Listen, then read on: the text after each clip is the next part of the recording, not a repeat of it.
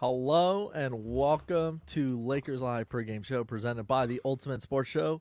I am Aaron and I am joined by Manny as always. Manny, how's it going? Happy Tuesday. Lakers are back What's at it. up? Happy Tuesday. Happy Tuesday, man. All right, so we visit the Pelicans tonight. Pelicans are 18 and 24, so they're not exactly playing. They're not exactly. They don't have the right record that everybody was hoping for this year, but they have two superstars named Lonzo Ball and Zion. So how does this game look tonight? Well, obviously the Lakers are banged up. Obviously we're hurting right now because we don't have our guys fully healthy. But how does this impact this game tonight? And who's your biggest guy for us to step up to? It's gonna be a tough game in my opinion. I know Pelicans have an 18 and 24 record, but thing is, we're gonna have to really step up tonight because we all know that Ingram is no slouch. Zion's no slouch. Lonzo, I know he's been part of a lot of trade rumors lately, whether it's the Bulls, the Knicks, the Clippers.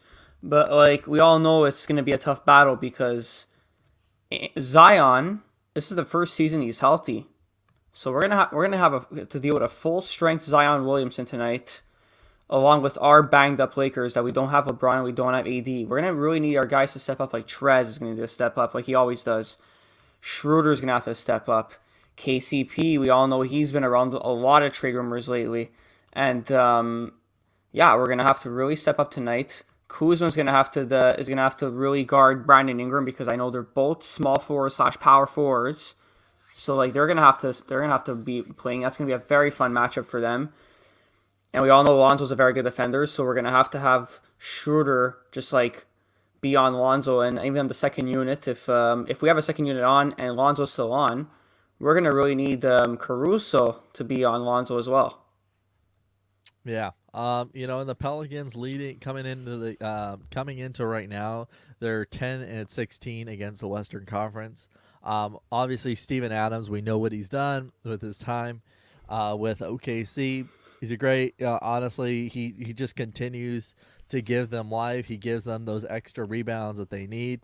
And honestly, obviously Zion, man, he's been shooting terrific this year. He's putting up great numbers. And it's been crazy what this kid is going to do, and he's not even in his prime yet. He's only 20 years old. It's in his second year in the NBA. That's what's even crazier. But no, Zion is an absolute generational talent. He's averaging 25.7 points, 7 rebounds, 3 assists. His 27.10 in PER. He's like an absolute freak of nature. The obviously his body is another thing. He's absolutely physical. He's literally like a young LeBron with his physical body and his freak of nature. And it's gonna be a very tough battle. Like we're gonna really need Trez to really D up Zion because if there's no Trez in the post, it's not gonna be very fun for us because I feel like Zion's just gonna yam it in every time, and we're really gonna really need to D up Zion because we know what damage he does. We all know. Oh yeah. Him, and not only that, they just they have a great team. They have the weapons. They have the weapons they need. They've been playing some good ball. They just been fortunate, what's been going on to them. Obviously, JJ Redick being hurt. And tonight, obviously Zoe is going to be day to day, so that is kind of 50-50 whether he actually plays tonight. But they've been averaging about 115 points a game. They actually match us literally, I think, by a point and a half difference between each other. They're shooting about the same percentage as well. They can move the ball though. These guys like to run. Most of this team is they're all young talents at all. I think the oldest guy is JJ Redick on the team, and they haven't been playing bad at all in their last 5 games. Yeah, absolutely. We all know that they can move the ball. They have tremendous guards, like not only young guards like Lonzo and Kyra Lewis, but they even have a veteran guard, which is by the name of Eric Bledsoe. We saw what he did all those years in the Phoenix Suns. That one year, I do. He's on the Bucks. Like he's very, And the very good. Clippers. And and the the Clippers. Clippers. That's Yeah, another thing. Yes. yeah, But yeah, I like how you said, Aaron, that they match us. They actually match us in field goal percentage. Both us and the Pelicans like to take high percentage shots all the time. We have 48% in field goals, which is not so bad, but obviously that was because we had LeBron and AD, so tonight's going to be a little different. I mean, I hope we can get at least 48% or higher in field goals because that would be a dream against this team, but who knows? yeah. This team in general, the Pelicans, they're you can't, no matter what, people will look at it, and obviously everybody says, if people generally will say out of the blue, okay, Lakers should win this one. This is a wrap. This is a done deal. Well, yes, yes, and figuratively speaking, you want to see them win this game. But obviously, we're missing three big superstars on our team, and that takes a different toll, a different direction on where Vogel goes in the lineup. Who do you expect? Do you expect to see the same starters we saw in the last game, Manny, or do you think Vogel's going to switch things up, maybe turn things around, maybe even see Trez in the starting lineup? Uh, Maybe. I mean, it all depends because we all know Vogel likes to change up lineups. We all know that he likes to experiment because he wants to put the right lineup at the right time for the when it comes playoff time. So we might see the same one. We might see a different one. It all depends. Like we never know with Vogel. He likes to always change it up all the time. True. Honestly, let's talk about Trez for a second. He's been putting up. I mean, I'll let you obviously touch on this. That's your boy, man. Montrezl Harrell has been a machine. I feel like he's dropping 17 points, 17 and a half, basically 18 points on a game, and I think he dropped another 20, 24 points, something like that, 24, 21 points in the last game he played. He has just been a machine, and yet people, obviously we are going to touch a little bit about the trade rumors, but and people are still wanting to think that the Lakers would want to trade him. I mean, he has been such a valuable piece to this team. He's been playing terrific ball.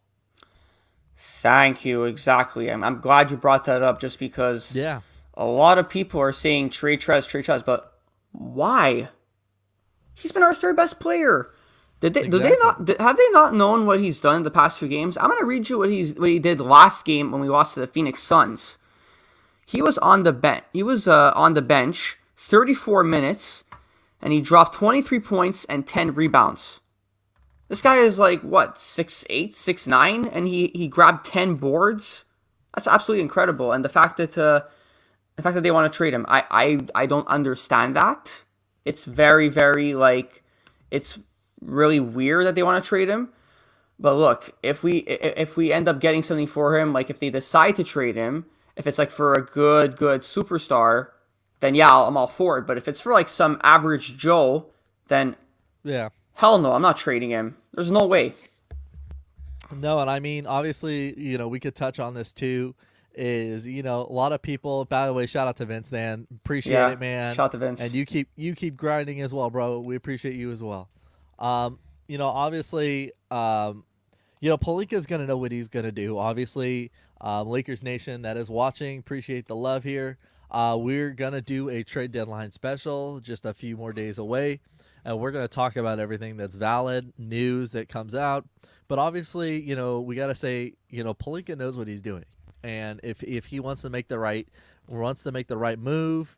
I don't see it in a bigger picture. I don't see Trez moving anywhere. They just got him this year. He is the old of Jordan Hill, that kind of player that we need, someone that's a garbage man that picks Mm-hmm. up the rebounds, gets the extra points, gives you that extra minutes. I think it'd be very strange if they decided to part ways with him and actually trade him when we got him this year, especially due to our spots that we've been in. And yes, they're waiting it out. Lakers are obviously waiting this out to see what happens with a particular player, to see what things happen, what ends up being. But honestly, I trust Palinka. Erod, you hit it right on the money as well. And Absolutely. he's smart. He's a smart guy. He knows what he's doing. And there was some reports, obviously, by Brian Windhorst yesterday. And honestly, I don't think it's valid, because if something was valid, you would have seen it, you would have heard about it, and it'd be talked about already, right, Manny? Yeah, absolutely. If Brian Windhorst, we all know that he's always given like really false information. We've seen in many many years, not only with the Lakers, but he's done it with a lot of teams. It's just ESPN in general. I've never like trusted ESPN with news. I've always looked at NBA news, I've always went on like NBA TV for news when I was switch on my channels, because ESPN, they just like to create storylines. Like most of these guys, like on First Take and like Highly Questionable, like all those shows, they're just made for entertainment. Yeah.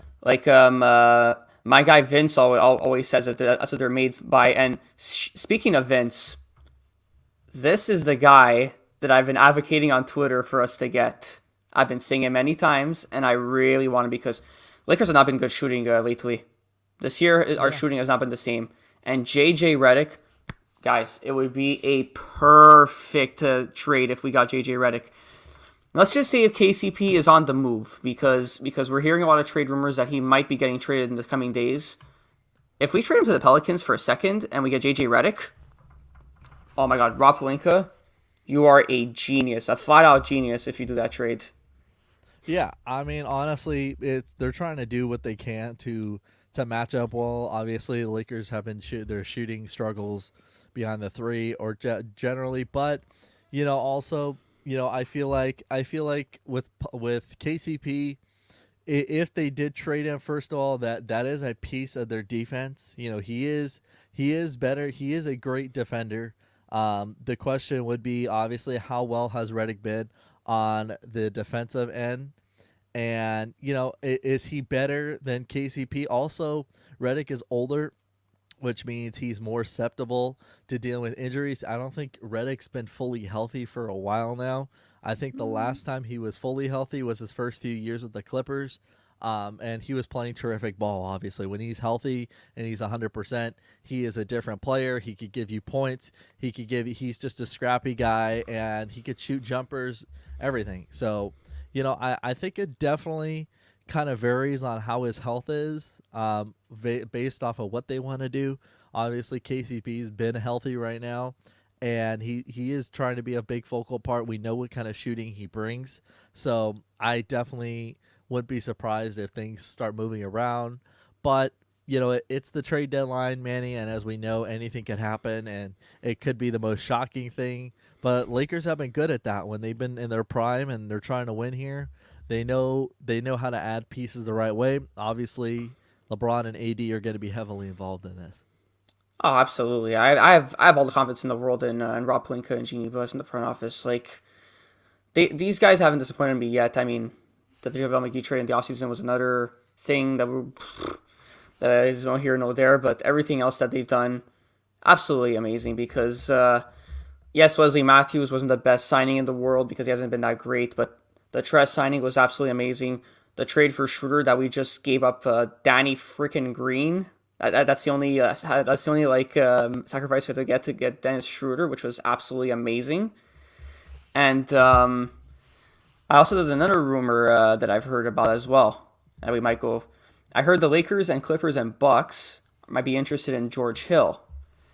And I don't know if I want George Hill. I don't think he would be a good fit for the Lakers, just because like we need shooting, and this guy's he's not much of a shooter. I get George Hill is a good player, but he's not like a JJ Redick or even like another guy I forgot to talk about, Evan Fournier. Evan Fournier would be True. perfect on the Lakers, and He, it he would be just he nice. just brings energy. He honestly just he gives you energy as well. He's a great shooter as well, and I feel like he's underrated too. Very underrated. And the guy's only 27 years old. I feel like he's been in the league forever. I feel yeah, like since I was like in high school, I think he's been in the league. That's what's crazy. Yeah. Yeah, No, he and just like what Vince just said, since Magic left, you have a point. Lakers have not leaked anything, nothing. which is the way it's always been. I mean, it was like that when we were winning championships too. Is you know when people were shocked when Lakers were making moves back then, and obviously they made one of the best moves as well in the past is when they got Powell, and that was a shock. People were shocked when they got Powell because they saw they took a chance on him and basically swapped him for his brother. So, you know, I trust this organization. I'm always going to trust it. Obviously, I have more trust in it now since Jeannie Buss runs everything and she's heavily Same. involved in everything. And obviously, Palinka, and we just have a great front office. So I definitely will trust what they want to do. And obviously, we have to mention this too.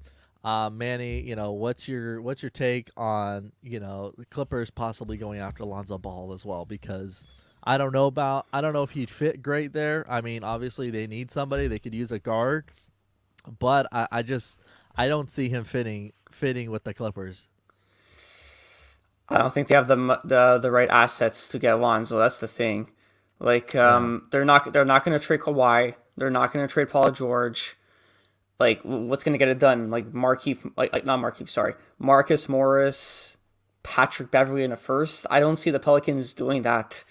But I think it would be a great fit if they got him because the one thing they're lacking is a true point guard. And I even brought up that at the Clipper Darrell like about a few weeks ago that they should be going to get a younger point guard to help them out. But I don't see it happening, Aaron. I'm with you on that because it's just they don't have the right assets. They traded a lot of their first to get Paul George, and that's already yeah, looking like a flop in my opinion. yeah. I mean, honestly, I feel like I mean, obviously, I think the Clippers do have the right pieces already. They're probably gonna get somebody else, maybe another shooting guard at some point. But I don't feel like necessarily they need a ball handler. I think what they're doing right now and how they play is generally okay. I don't think it's something to worry about. I think that they probably could use another shooter. I wouldn't be surprised if they even trade Lou Williams because they could Hmm. give up Lou Williams to get a better shooting guard, and that could help them out as well. But we'll see what happens. We'll talk more about it on the trade deadline. It's all gonna be related about the trade deadline. But let's get into our keys to the game. So, what is your keys to the game, Annie? How do the Lakers get this win tonight? What do we got to do? Our keys to the game, in my opinion, is that we really, really need to tighten up our D because we all know the Pelicans really like to score. They score a high percentage they take a high percentage of shots, as I said mentioned before, at 48%, and they like to score a lot. They got guys like Ingram and Zion that are absolute studs, and then they got Lonzo, who's been shooting the three very, very well this year. I think he's improved his shot tremendously. So we really need to D up that, and also we need to guard up the paint. We need to guard the paint, like I said in the I said earlier, because we all know that Zion likes to run in the paint and just dunk the basketball. This guy's a freak of nature, as I mentioned, and my boy Trez, he's really got to D up Zion because if he doesn't D up Zion, we're really gonna give up a bunch of points in the paint. It's gonna be like a lopsided thing with points in the paint. They're probably gonna get like 60 to like 30 in points in the paint if that doesn't happen. Yeah, I think my keys to the game pretty simple. Come out with a quick start. Get on them early. Get after the paint. I feel like Manny. It's every show we're sitting here saying just attack the paint, attack the basket. You have nothing to So lose. You true. have nothing to lose. You have only things to win. And you know what? If you can force contact in the paint, you're causing Zion to get in foul issues. You're causing Steven Adams to get in issues right there. You're creating more opportunities for yourself to attack the rim. Obviously, you see what Montrezl Harrell could bring you. I feel like the Lakers just need to attack the rim more. They're shooting way too many threes. The 3-point percentage has been horrendous. I definitely would not be surprised to see them. So I would not be surprised. I think we're having a little bit of technical issues here, but I wouldn't again. Obviously, I wouldn't be surprised to see Lakers do something in the end. I wouldn't be surprised to see them actually get another. Obviously, have another score tonight. Have someone else bring that energy as well. Having some technical difficulties with Manny. We'll get him back on here as soon as we can. But obviously, Lakers need to play a little bit more inside out. Matthew, you're right. As soon as we can get our inside out going, I feel like that would help us a lot. I feel like we could bring more energy as well. But in the end of the day, the Lakers have been struggling there. You have a big piece there of Montrezl Harrell. Let him go out there, let him get the baskets, let him go out there.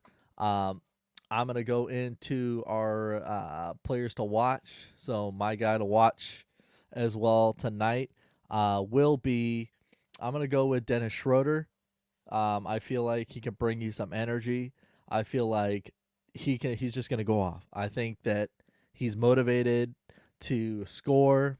He adds a great piece of value to this team, and I just expect him to go out there and attack. So he's got nothing to lose, and obviously I could see us being a little bit more aggressive. More aggressive that we could be to against this team, the better we are gonna have a chance of winning this game. So that's gonna be my players to watch.